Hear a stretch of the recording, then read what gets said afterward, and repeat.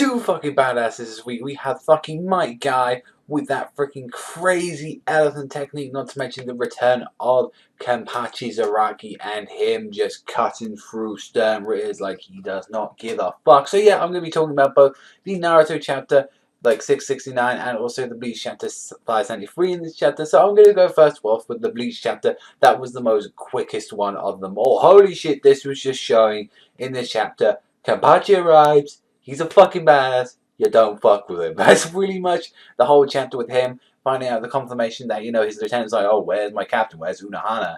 And he's saying, yeah, I killed her. And it's like, so we finally got the confirmation that Unohana is dead. And it's like, I want to see a little bit more about Unohana, because it's like, what happened with her? I never still understand her Bankai to this day. Like, maybe that's something like the anime would have to do, or maybe that's something like Kubo would have to do in an indie, because I still, to this day, don't fucking get it to that point. But seeing what Kenpachi can do against this guy, the visionary guy, he was just saying, oh, I'm one of the strongest stern raiders. That is like, okay, you're just like one of the lowest letters, just like, you're so high up your ass. It's like, oh, imagination is one of the most powerful things. It's got to be like some sort of like genjutsu imagination thing that I'm going with this guy. It's just like, oh, I can feel like this guy is dead, this one can do that. So I imagine it's just like, he's like trapped you in some illusion world. But Kenpachi, being the badass motherfucker he is like, oh, I'm just gonna make my body steel. I don't give a fuck. I cut through steel. I cut through fucking earth. I cut through molten lava. You throw anything at me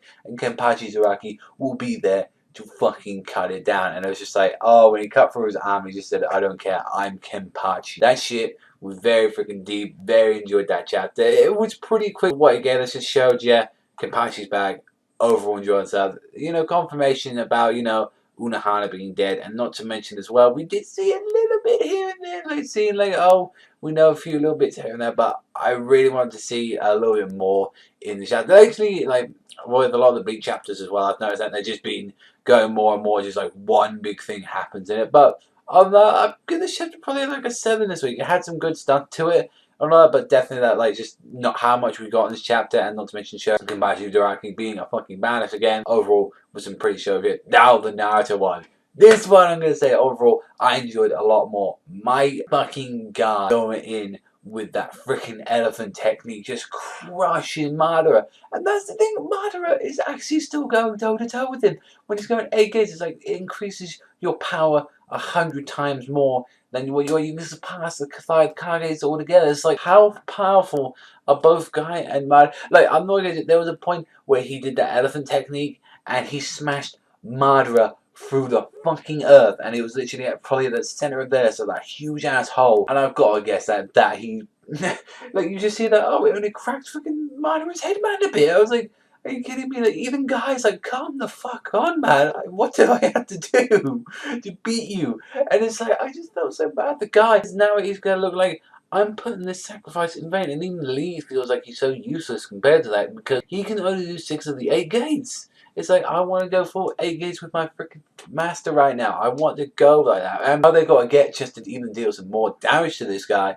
is that they've still got to get Kakashi, Gala, Lee. We got to get all of them. Like Lee freaking going 6 gates, throwing the kunai. Like Minato coming in, doing the Raijin mode, trying to block off like the little black spears to stop them from attacking like Guy, and then using Kamui as well to also transport, you know, with Garis in the sand to transport like Kakashi over to, you know, teleport Guy, and then just send and smash. I've got to say, definitely one of these chapters was just showing how powerful my like that's something we haven't seen. It's like, it's always Naruto, it's always Obito, but no, we finally get to see Might Guy, someone fucking else, someone who I fucking love in this series, going in and destroying Madara. And then the end of the chapter was showing Naruto has finally reawakened. He has been revived. That's some pretty dope and dope shit. Now the thing is, what's going to happen is Naruto going to return, and my guy is going to die. Like, he's going to already be dead. He's like, oh, another person's been lost.